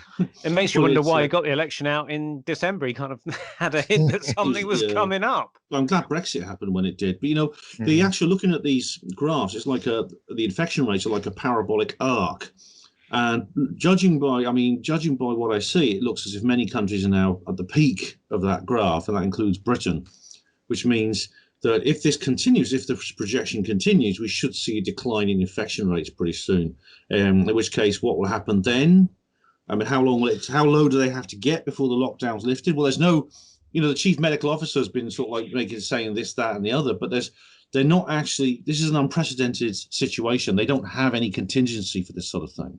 So it's completely open. I mean, technically, the lockdown, with all the Orwellian controls that it has, could last indefinitely. It's completely dependent on what happens, the outcome of, and at the moment, no one knows exactly what the outcome is that would be a condition by which the lockdown will be lifted. So it's a very dangerous situation. There's no sunset clause on anything that we're enduring at the moment. Absolutely none. Do you think, Ben, that this whole thing about I think that Andy Thomas was talking about this move that masks should be worn everywhere, do you think this could be to kind of normalize this thinking that wherever we go there's a virus, so it's an ongoing thing, to normalize wearing the masks everywhere? This could represent a permanent change in culture, especially if this coronavirus it eventually evolves into new strains, so it becomes basically like influenza. In other words, it's a permanent part of the viral landscape of the planet Earth, which means that every winter there'll be coronavirus outbreaks.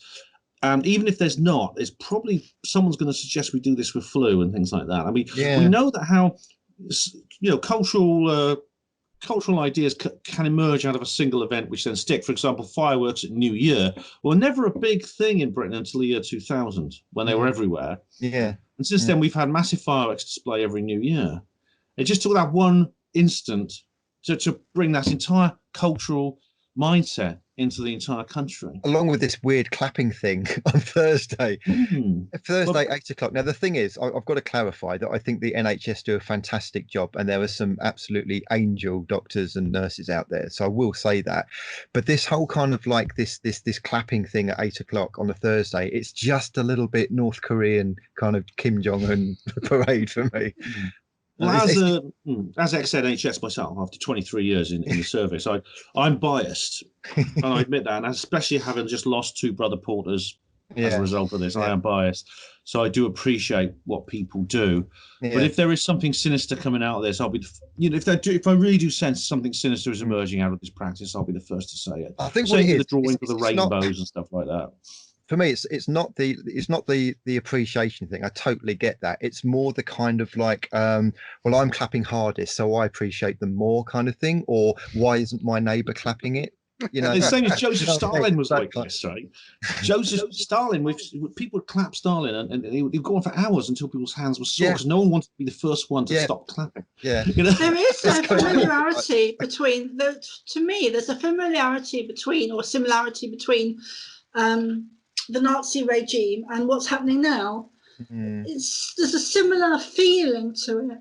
It's early days of it. It's this feeling of you should be going along with what the authorities are saying, and if you don't, then you're a crackpot, or you should be locked up or banned or censored. We're going to get some other little red books dropping through our letterbox, as well as ones that say be careful of coronavirus. There'll be ones saying don't catch conspiracy theory virus or something like that, you know. We've seen this in the media. But you know what? This mindset is coming about, especially like there'll be people who will be looking at other people around them and saying, well, how are you self-isolating? Are you you know, things like that. This snitch on your neighbor stuff. All authoritarian regimes do this. They use crises as excuses. The Nazis did this. The US did this up 9/11. Whether these crises are created or whether it's just an opportunistic thing, they will take advantage of it. They will use it and they'll use it as an excuse to do what they want, and it gets round a propaganda obstacle they otherwise wouldn't have to cross. Now, Sylvia Browne, as we mentioned in our last show, was the mystical psychic that a few years ago wrote in a book that she allegedly predicted the beginning of this coronavirus, and said that it would go away but come back in about 10 years' time in 2030 and then never be heard of again. Carol, with the Pleiadians, did they predict this to you? Well, that's such a big question, because I've been so targeted, and I've had so many experiences with the MILAPs and the black military ops and the negative agenda, actually over the last couple of years, that I was in a relationship with someone who was part of that. And he left and then they took him out. They just took him away. His mission was completed. And so he left in June, but I was so distracted that no, I didn't see it coming. The last couple of years has been kind of horrendous for me, where I've been infiltrated and targeted by the negative military operations, and just bribed and had all kinds of stuff going on, and been followed and had my phone tapped and laptop and all kinds of stuff going on, that I was totally distracted and wasn't connecting to the Pleiadians in the way I had been, which I am now. And he was part of that. He was part of that negative agenda to stop me from being on my path. Because if I had seen this coming, I wrote my first book. I channeled my first book started to channel my first book in 2009. So if I'd seen this coming, I would have let people know about it. And that was part of his mission, was to distract me. And that's what's happening on a huge scale now. Now, I've also had experiences where I've been shown Mars, and that was a couple of months ago. And I was on Mars, and I was being shown that they are building on Mars rapidly. They've been doing it for a while, but they've increased their building on Mars, where they're using bulldozers and things are happening really quickly. And there's a reason for that. So I think we need to have a look at the stuff that's going on off-world, and the things that are that people are, the whistleblowers are coming out and saying stuff is going on and happening. And then so I had an experience with anyway, I'm not going to go into that stuff because some of it's really dark. So what was your question, Neil? Sorry. Don't worry, it's okay. But it's interesting you mentioned Mars, though, because Ben, you have an interest in Mars and secret space programs and things like that. Do you think there's anything happening on Mars then to do with this? Is it connected? Yes, I'm very interested in the issue of the secret space program. The idea, I do believe that people have reached Mars and many other places beyond, although we don't hear about it because of what I know about the development of free energy and anti-gravity spacecraft and things like that. Some of this is created by human inventors. Others, the technology has been retrieved from salvaging the wreckage of crash flying saucers, which ET created.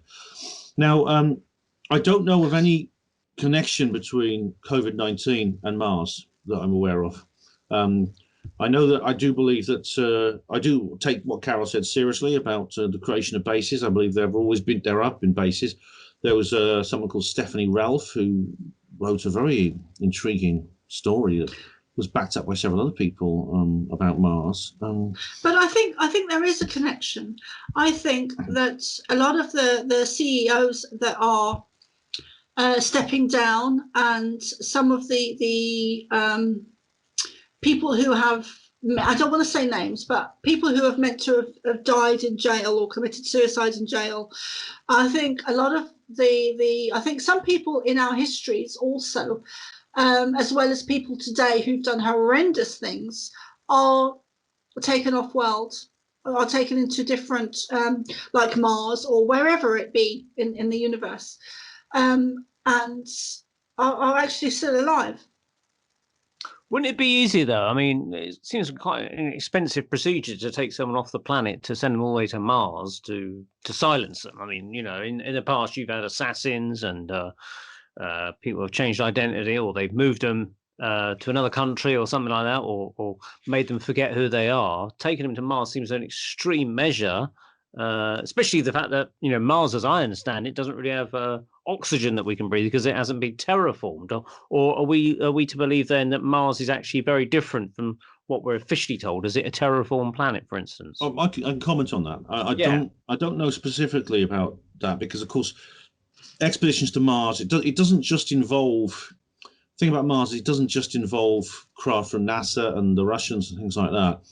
It involves amateur astronomers on Earth who have been examining the planet. Now, for example, the atmosphere of Mars can be seen from Earth using a telescope. You see, astronomy is the one truly democratic science. I don't believe there can be cover-ups in astronomy. There are just too many observatories. There's too many amateur astronomers. It's one of the most popular hobbies in the world. But sorry to intervene there, Ben. But then there are 13. There's 13 star signs, so there's not 12 as we've been told. It's Ophiuchus, isn't it? Is the 13th zodiac? I think that's how you pronounce it. Yeah. Yeah. Oh, that's true. I mean, I know what you mean, but that is true. That's a controversy within astrology I'm aware of. But as far as Mars goes, I mean, the reason something might be done on Mars would be certain people might want to get off the planet if the Illuminati are planning some kind of disaster to try and. It's a kind of double or quits maneuver to try and create the New World Order. But that's what they're doing right now. It doesn't necessarily mean they'll succeed, but it's what they might try to do. I don't want to be too grim and gloomy about it because, as I said earlier, there's lots of things going against. A lot of things are not going their way right now. But it could be some kind of. I mean, we talked about the fake alien invasion, things like that.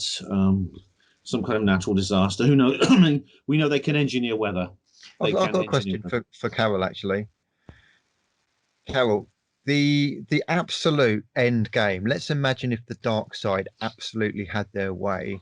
What do you think the end game would be? I believe it would be something along the lines of wiping out humanity completely or keeping them as slaves, and then at some point the dark aliens turning up and basically ruling over as masters. What's your take on that? Well, as I was saying earlier, what I was shown is that there's two waves of energy hitting the Earth at the moment. One is positive and one is negative. And that's very much to do with ET energy, with Star Nation energy. So I always call the positive Star Nations and I call the negative ET energies. But there is absolutely two streams of energy hitting the Earth at the moment, like beams of light coming down. And the Earth is going to twist and divide, and it's one. So the one is going to become two. One is going to stay where it is or drop into a more negative, and one is going to ascend or go into a higher dimension or a higher state or a higher awareness or a higher consciousness. Wherever it goes, it's going to be on a higher level. So the negative is going to either stay where it is or drop. That's going to include people who are extremely negative, have done horrendous things. People who energy is vibration, and you cannot have oil and water don't mix. They don't mix. So you can't have. They're not going to hold the negative energy is not going to be able to jump onto the positive energy when the Earth twists and divides. So it's just not going to be able to, because they don't mix. So it is going to be a divide between realities, a divide of the Earth and the Earth's energy and us, because we're not going to be able to coexist anymore with the negative and the positive. Is not going to be able to coexist. I do believe on the highest. Are you saying the negative are unlikely to be able to win this war when you look at the window sort of thing? Yeah, I do, because even if they do appear to be, they have absolutely no control over what's going to happen when the Earth twists and pulls apart and becomes two. They've got no control over that. That's beyond their capabilities of having any control over that at all. Could we be clear when you say the Earth twists and pull apart and becomes two? Are we talking physical planet breaking into, or are we talking a spiritual twisting of two consciousnesses, if you like? I think it's more of a non-physical. I don't think it's a physical thing. I don't think it's a physical thing. So some people, if I get this correctly, some people will be more New Agey, love and light, for want of a better description, and other people will be much more kind of average Joes or something. But I mean, haven't we got that anyway? Well, this is where the divide comes in, because the love and light or New Age or conspiracy, or people who are awake and aware and conscious and aware of what our real reality and what's going on, are going to be evolving and going into a higher dimension. And then those who are negative and reptilian energy and fear-based, and people like the royal family and the lower frequencies, the reptilian energies, the lower ET energies, the lower people like Hitler, are going to be either staying on the same level or devolving. But so there's it just came to me there that it's very interesting that the members of the royal family that recently left just before this came out, the coronavirus.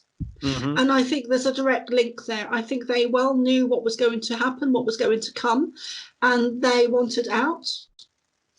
They're in America now, is that right? Yeah, they haven't fled to the Canada. safest place then, have they? No, Yeah, I believe they're currently in Los Angeles, I do believe. Yeah, that's probably a hotbed of activity, I'd imagine. Yes. But isn't it interesting that they left just before this all kicked off? I think that's too much of a coincidence. I think that the royal family are reptilian. I think he became aware of stuff that was going on that he may not have had knowledge of before. So I think he was shown things, and with him being a father or becoming a father, I think his bloodline is different. Maybe a Hewitt. Harry is the son of James Hewitt, I believe, who was Diana's riding instructor in whatever you have to talk. But we know that she was having a relationship with him. We know she had a loveless marriage to Charles. Charles and Diana both said that the wedding was their worst day of their lives, because Charles was in love with Camilla, Diana wasn't in love with him, and she'd had a relationship with him. And Harry, by the look of him, comparing him to pictures of Hewitt, I think it's like father, like son. How do they take to the royals in America, Stephen, now dwelling out there? There's not really that much interest one way or another. I just, I mean, you guys don't really exist. America's the only thing that exists. We're very ethnocentric, absorbed in ourselves. So We things thought out they there are loved the just royals. We thought they were in love with Windsor Castle, the Queen. I mean, did David Icke put a stop to all that with his reptilian agenda kind of stuff? I'm just not aware of a whole lot of, but I'm not really tuned into the popular culture anyway. So it may be that the people that are totally tuned into the popular culture do have that, but I never have. You just don't buy your weekly magazines, do you? No, I never have. I'm oblivious to that stuff. It just one thing is for sure. I'm sure Prince Andrew is very happy that the virus is taking away all the headlines now. Of course, he's less busy these days with bookings, isn't he? Sigh of relief, and it gets him off the front page. But maybe he created it. There's a new theory. Yeah. Well, Andy Thomas, what if you were to put your crystal ball in front of you, what would you predict is coming up for us in terms of where this virus shenanigan is going and where world politics is going? Well, I think we've covered some of this already. I think the next few months and probably the next few years are going to be very difficult. And just looking at it from a social point of view, there will be many disadvantaged people at the other end of this. There's going to be a lot of poverty. We've already got over here now a lot of families using food banks that have never used them before. And indeed, now they're running out of food for the food banks because a lot of other people don't have the money to keep donating to them. I also think we're going to wind up, as we did in the austerity years here, with a lot of social care. And I don't just mean care homes, but care for mental health people, social support groups. Those networks will not be there because we will not have the money to have them there. And so we're going to see, I think, a lot of people suffering in the next few years. What is rather depressing is that the people at the top will remain on the top and they will have a lot more power because, once you start disadvantaging people and, they think at the moment we're going to see a huge surge in unemployment, and that will be true in America too, I'm sure, Stephen. We will see a world which is going to be literally turned upside down. And if some of the predictions of what might happen in India come true, for instance, and indeed Bangladesh, there's going to be such deprivation that we will also probably see more people trying to leave those countries. Then you've got a new migrant crisis. I think the next 10 years are going to be extremely difficult. And on top of that, you will have the vaccinations, you will have the control, the surveillance, and of course, the more things get disrupted, the more they will be able to justify bringing them in. So that all sounds very negative. On the plus side, I think there will be more community. Communities will need to come together to see themselves through this, especially if there isn't that social support network. I think people will look again at what matters in their lives and how they live their lives. I think there will be less travel. I think that will be good and bad, maybe good for the environment, bad from the point of view of, once again, the elite will continue traveling. But, we will have many, I think, unknown changes coming up that maybe will reflect some of what Carol is saying here. There will be a new consciousness coming in. I do agree with you, yeah. But it arrives, and you will find that there is a light side, but the dark will really try to get its teeth in. And we all need to navigate our way through this and, decide who we are aligned with. It would make sense, wouldn't it? I mean, I think there's some countries that have mandated this already, but there have been countries that have told supermarkets that any food that is still edible but just beyond kind of like its best before date must be given to food banks and homeless charities. I think we need to do that. We need to say to supermarkets, you will not throw out any food that is still edible. It must be given to food banks. And I would encourage people, anyone listening to this, to start getting your politicians, because we throw away a hell of a lot of food. And enormous amounts of milk have been thrown away recently because the whole market for milk's dropped through the floor. The restaurants aren't there. Even beer is now being thrown away. Can I just intervene then? I'm sorry, love. Can I just intervene then? Because there's only a few minutes left to the show. I have been shown that food will run short and be in high demand and low supply. So we need to, the supermarkets are going to run short at some point, and it's absolutely crucial that we start growing our own food and going back to basics. It's absolutely crucial. And maybe I'm wrong. If I'm wrong, I'm okay to be wrong. That's fine. But if I'm not, we're going to be screwed. We're going to be stuck without food. So it's essential that we start growing our own food now, whether it's in a large field or a large bit of land, or if it's in pot plants. We have to start growing our own food. We have to start giving our power away to systems like supermarkets and pharmaceutical companies and the government and politicians and lawyers and doctors and the school systems. We need to start taking our power back and stop waiting for other people or something outside of ourselves to take action. But there could be problems. We have to grow food. Because the other problem we've got, which is already an issue, is that some of the vegetables that are coming up and being grown, we don't have the people to pick them. The people who can't come over from Europe, who often do it here. And although you could say, let's all get out there and pick it, what the farmers are saying is we need skilled workers. We haven't got the time to be risking people around machinery and just everybody flooding onto the land. And they are talking about ploughing stuff back in. Now, that could mean in a few months' time, let me finish one do moment, go Carol. short, What we're going to then see they're is going to there's gonna find be- those One people. at a time. Sorry, Yeah, Carol, can I just say finish something? my point, please? Because what you're going to see, I'm afraid, is you will get food shortages where the harvests just stop coming in. And that's when I think, we're all kind of coasting at the moment. There seems to be enough food. I think that's when you will see certain kinds of food start to vanish. And I do worry that that might create yet another new panic. Now, that'll be regulated because the shops are now being run very differently. But of course, Can I that will just say invite something? more controls, which we will certainly see more of. And some maybe even might be Can necessary. I just say something? Yeah, go for it, Carol. Final Thank words you. to Carol quickly. Thanks. So I agree with what you're saying. They can't find the people to go and pick the produce and the vegetables. If we get to a point, which I hope we don't, but I see that we do, where the supermarkets are going to run out, there's going to be people to pick those vegetables, lining up.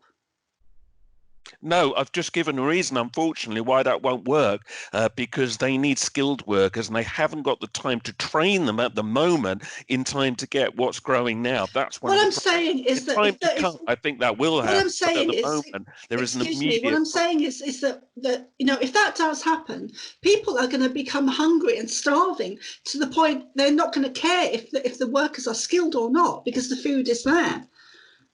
It's going to be a peasant revolt, you mean, type of thing. Yeah, Kind of, trying to Neil. help Yeah. themselves anyway.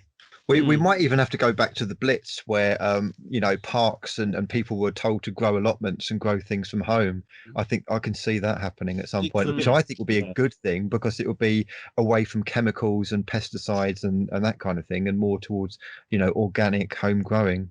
Food security is going to be a massive issue. And the fact that we in Britain have just discovered that actually we're relying on the rest of the world for around 50% of our food, that's going to have to be looked at because now we know in a crisis we are vulnerable and other countries will find the same thing. Right, I'm afraid we better draw a line under it now, ladies and gentlemen. Thank you very, very much indeed for giving up your time and evening to the Paranormal Peep Show Coronavirus Special. Number 2, that is. So thank you, Carol Noonan. Thank you, Stephen Sakellarios. Thank you, Ben Emlyn-Jones. And thank you, Andy Thomas. And of course, thank you, co-host to Andy Chaplin. And I'm Neil Geddes-Ward. So join us next month on the Paranormal Peep Show. Hopefully we'll have some more down-to-earth stuff, talking about ghosts, spirits, and aliens, and all sorts of weird stuff. So take care, everyone, and stay safe. Thank you. Good night. See you later. Good night. See you. Right.